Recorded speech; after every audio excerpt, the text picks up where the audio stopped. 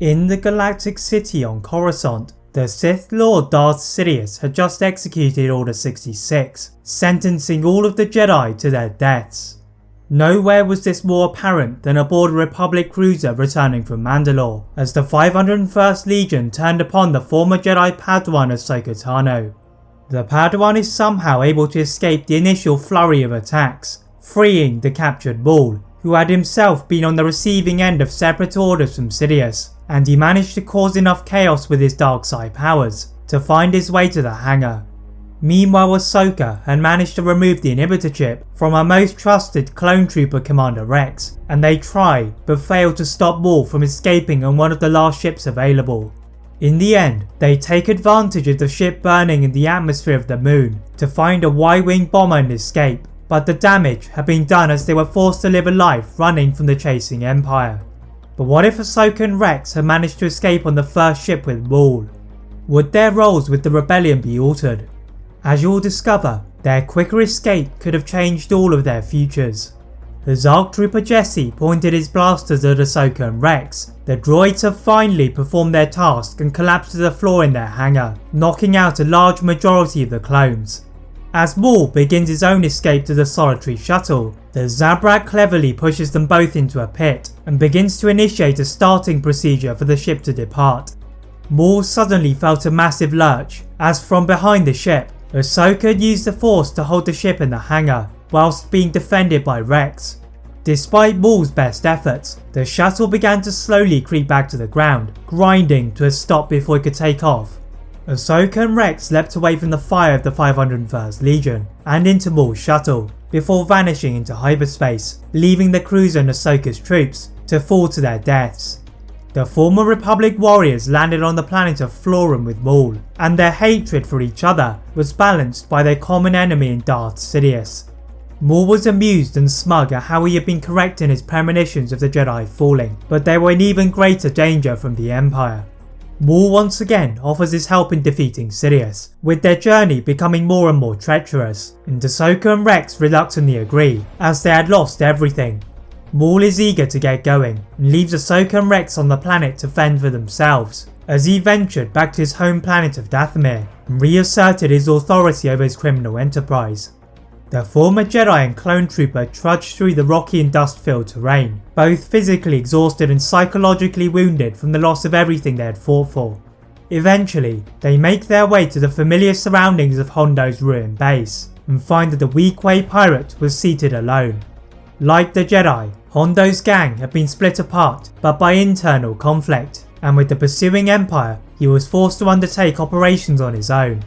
Suddenly, they hear a beeping sound from Rex's armour, and they activate it to find the hologram of Senator Bail Organa. One of the survivors of Palpatine's new regime had been looking for other survivors of the Clone War, and after almost losing all hope, he had found the services of the Clone Commander. Ahsoka and Rex are requested to head to the coordinates given by the Senator, and even Hondo was welcome, as he had connections to useful allies, and the trio take Hondo's freighter to Bail Organa's cruiser. The Senator is pleased to greet the new allies, and he is keen to begin establishing the new rebellion.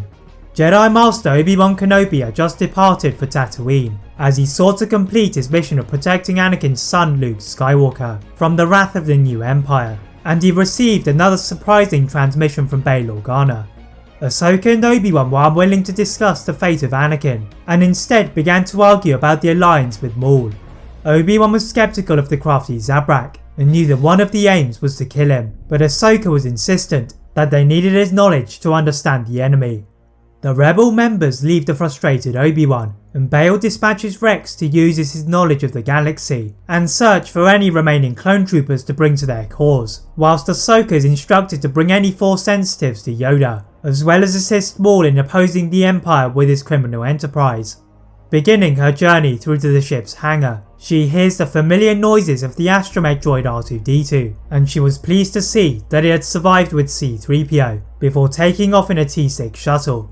The former Jedi was unsure of where to search first, so decided to take a large risk in not only facing the new Empire, but also bringing about horrible memories back on the planet of Coruscant. As the former Jedi Padawan entered Imperial territory, the skies above Coruscant were eerily empty, and Ahsoka could sense she was walking into a trap.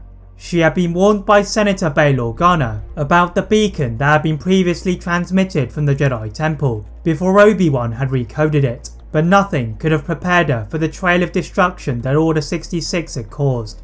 Palpatine's new regime was repairing the old Jedi Temple and the complex around it, but echoes of pain and death could be felt in the Force. Ahsoka landed by an obscure warehouse in one of the lower levels of Coruscant's underworld and placed her cowl over her head, evading the eyes of anyone who could be an enemy. Suddenly, her attempts of stealth appear to be scuppered as she hears her name from across the area. Ahsoka leapt to silence the cries, but discovered it was the reckless Trace Martez. The mechanic and her sister Rafa had not been immune to the war above ground, and they were eager to help Ahsoka if she was in any danger. Ahsoka had to safely reach the surface, and graciously took her speeder that she had left behind, finding several potentially useful modifications had been attached to it. The ascent out of the underworld seemed an eternity, and along the way, she saw the first signs of the alien population beginning to feel the strain of the new empire, and she vowed to report the cruelty back to the rebellion. The former Jedi soon saw Imperial patrols swarming across the area, and knew that the front entrance was well fortified. She had not been the padawan of Anakin Skywalker for nothing though, and she swooped vertically to the council tower to avoid the searchlights, then hovered by the circle of windows.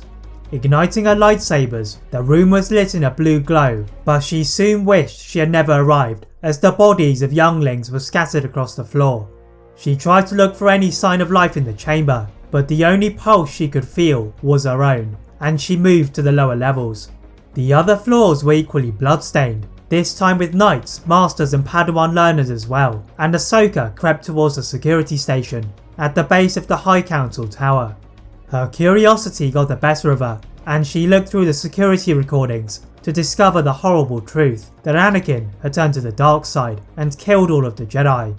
As she watched Anakin becoming anointed as Vader under the command of Palpatine, she had had enough and obliterated the holotable with her lightsabers before breathing heavily as her release of anger. Ahsoka had to regain her focus on her mission, next taking a trip to the Jedi Archives, where she could sense something brighter in the Force, and walked to the first hall. From behind one of the doors, the scared cries of younglings could be heard, and Ahsoka cautiously opened the wooden doors. She is immediately engulfed by most of the younglings, with whom she had performed the gathering on the planet of Ilum. However, Katuni was gravely injured, suffering from the blaster fire of the clone troopers, and Ahsoka begins to heal her wounds. The Jedi Initiate finally got to her feet, and together they tried to reach the temple hangar, but found it was destroyed. With no choice, Ahsoka goes to guide them up to her speeder on the tallest spire, but found a patrol transport surrounding it, and they hid behind the council chairs. Just as they were about to drag the speeder into their possession, the patrol ship exploded as the Silver Angel burst into view and rescued the Force sensitives from their peril. The Martez sisters quickly flew back to their workshop, and Ahsoka left her speeder with them, then took the Jedi back to Bail Organa in a T6 shuttle. The rebel leader is pleased with Ahsoka's efforts, and Hondo is reunited with the younglings again. For the time being, the Jedi would not partake in rebel missions, as Ahsoka next takes them to the planet of Dagobah and to the new home of Grandmaster Yoda. The Jedi had planned to reside alone, but the persistence of the Jedi Initiates gave the light hope, and together they continued their training alongside Ahsoka until she is requested by Senator Organa once again. Now much more wiser and powerful, Ahsoka entered the command base of the Rebel Alliance and found her old Captain Rex alongside Gregor and Wolf, and they wanted her help to search for even more clone troopers. Ahsoka gladly accepted the invitation, eager to put her new skills to the test, not knowing that the journey would be a most perilous mission of her time in the Rebel Alliance. The former Jedi Ahsoka Tano, now codenamed Fulcrum, was travelling through hyperspace, aiming for the previous known location of Commander Cody on Utapau. Obi-Wan had told her about the betrayal of his 212th Battalion, and the planet would make a good starting point for a search. As it had been with Coruscant, the airspace surrounding the planet was empty, and the rebels landed on one of the less broken levels of Pal City. Rex pointed to a small collapsed structure, noticing that it had the signs of an old Clone Wars command base, and they ascended to the rubble. To their surprise, The heap was covering a large holotable, used by General Grievous during his stay on the planet, and beside it laid the remnants of the cyborg himself. Wolf shifted the corpse with his strength, but he inadvertently tripped off an alarm, emitting a pulse signal across the planet. They immediately make a move to run back to their ship, but find that it is surrounded by Imperial troopers, and their attempts to seek help from the rebellion are disrupted. Ahsoka summoned a nearby Varactyl, and once they had all mounted, they barged through their opposition and into the safety of the rocky and desolate terrain. On the way, Rex had procured a data stick from the abandoned holotable, and once out of the disruptor fields, they pass on the information back to their allies. Senator Organa managed to scramble a freighter to rescue the rebels, and together they return to review the data they had stolen. They are horrified to see the hologram of Commander Cody and several other officers of the 212th Battalion surrounding Sidious, and the Sith Lord commended their efforts on capturing Utapau and now needed them on Kashyyyk.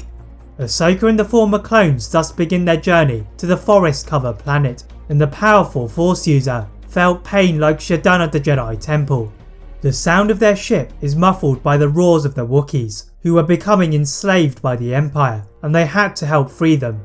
The Clone War veterans use their macro binoculars to scope out the Empire's base, and they infiltrate the surrounding area by silently killing the guards. But as soon as they step foot inside, they hear the voice of Cody, leading the Imperial 212th Battalion. Cody branded his former clone friends as outdated relics from a distant past, but Ahsoka pushed them all out of the door before they could attack. The former Jedi moved in a blur, swinging her lightsabers at all of the slavers as the clones rescued the Wookiees. The freedom-furious Wookiees found their bowcasters and began to join the fight, turning the tide of the battle in their favour and brutally throwing the stormtroopers into the trees. Beside the shore, Rex had found Cody badly beaten, with the muddy imprint of a Wookiee painted on his armour, and his former friend muttered that he only wanted to do his duty before he drifted into the waters. But as Rex lifted his head, the skies became littered with Imperial TIE fighters, firing at the ground below. Ahsoka sensed the darkness of a former master, and ordered the Wookiees to use the anti-aircraft turrets. The others run into the trees, and leave Ahsoka to face Vader alone.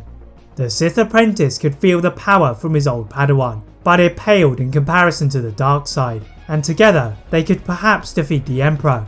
Ahsoka defiantly ignited her blades, determined to avenge her master, and Vader had no choice but to counter the furious flurry of attacks.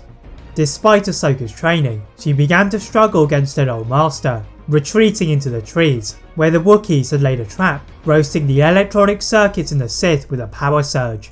To their horror, this fueled Vader more, but Ahsoka had managed to escape into the safety of their shuttle. Returning to the rebel base, she was forced to accept that Anakin ceased to exist, and that to defeat him, they needed Luke and Leia to be trained. Ahsoka travelled alone to Dagobah to retrieve the now improved initiates, and together they ventured to the planet of Tatooine to find Master Kenobi. It was the dead of night when the Jedi Master had been huddled over a small fire, and he felt a disturbance in the Force. As he glanced up, he was not surprised to see his old enemy Maul, who had found the Jedi Master on a trip to negotiate with the crime lord Jabba the Hutt. The two ignited their blades without a word, and slowly circled each other, waiting for the steps of the other, when they are stopped by a bellow from the sands. The Zabrak and the Jedi Master turn to face the wall of noise, and they are met with the determined face of Ahsoka and a group of Jedi initiates, as they pleaded with them to stop this needless conflict and focus on the bigger threat of Palpatine. To their surprise, out of a small hut in the distance, emerged Luke Skywalker with his lightsaber given to him by Obi-Wan. The Jedi had been secretly training under Obi-Wan for several years, recognising the need to defeat Palpatine as soon as possible, and he looked at Maul with coldness. Maul deactivated his blade, knowing that he was outnumbered, and assured the Jedi that he had used his influence to ensure that when Sidious had fallen, the takeover would be smooth. Obi-Wan was skeptical and knew that Vader would also want the throne of the Sith, but agreed to venture to the rebel base to fight his final battle. Aboard an Alliance cruiser, the rebels were wary of the new and functioning superweapon of the Death Star, but at least they had the services of Grandmaster Yoda. The Jedi was aware that the Emperor could sense his presence from afar, and decided that he should lure the Sith to the Jedi Temple on Nathal. The rebels do not hesitate, as they do not have any better plans, and Yoda travels to the planet in his starship alone and positioned himself just outside the stone spire that decorated his entrance. As he had foreseen, Yoda is soon surrounded by a small group of stormtroopers, questioning what he was doing outside of the Jedi Temple. Relaying the news of the presence of the little green figure to Lord Vader, Yoda grinned, then force pushed all of the Imperials into the rocky terrain, as he then instructed the rebels to prepare for the arrival of the Sith. Obi-Wan and Ahsoka led the rebel officers and the other Jedi to the ground, joining the Spectres to overrun the Imperial cadets and troops defending the area. To their surprise, a group of Inquisitors stood by the Imperial Communications Center, and they found their path to Yoda had become delayed. Vader's Jedi killers were overwhelmed by the Jedi, as well as Maul and Ahsoka, and as the rebels fought off the remaining Imperials, the Force users took jump speeders to find the Grand Master. Approaching the temple, they took a step back as they were blinded by the battle in front of them. Contrary to their plans, it was not Vader in front of them, but Palpatine. Maul immediately ran to attack his old master, whilst Ahsoka looked for a more sensible path through for the Jedi. Obi-Wan pointed to the Emperor's shuttle in a docking bay nearby, and after dispatching of the royal guards in front of it, they planned to use the ship to drop down onto the battle. But as they entered the ship, they discovered a thoroughly broken Vader. The Sith apprentice had been on the receiving end of his master's punishments, right after his failings on Kashyyyk, and Palpatine aimed to demonstrate how a true Sith dealt with the Jedi. Turning to Luke, a strange connection passed through them, discovering that they were father and son, and it helped Vader get to his feet. The Sith valiantly marched out with his blade in his only functioning hand, ignoring the annoying presence of Obi-Wan to face the lightning attack of Palpatine. Using the discarded corpse of Maul to shield himself, some of the electric current leaked to his control panel, but he fought through the pain to cut through his unsuspecting master. The entire battlefield fell to a standstill, except for the fighting in the capital city and the wheezing breaths of Vader. The Sith apprentice had sacrificed himself to kill his master, and as he turned to Luke and the Jedi, he asked to be forgiven for his crimes during the reign of the Empire, before fading into the Force. Bail Organa soon declared to the galaxy that the reign of tyranny was over, and celebrations ensued, as with the help of Maul, the Empire's stranglehold on planets had been relinquished. Luke carried what remained of Anakin Skywalker to Naboo, buried alongside Padme Amidala, as the Jedi and Ahsoka began to make their own moves to reinstate the Jedi as the peacekeepers of the galaxy. Their reputation had been ruined by Palpatine, and Luke's actions were used as propaganda for their cause, helping the opinion turn in their favour and restoring the Jedi on Coruscant. The Sith temple beneath the surface was destroyed to prevent any darkside users from masking their presence, and the buildings were restored to the Clone War era, welcoming off-worlders to the planet again. The Jedi had completed their return. That is it for What If Ahsoka and Rex Escaped with Maul.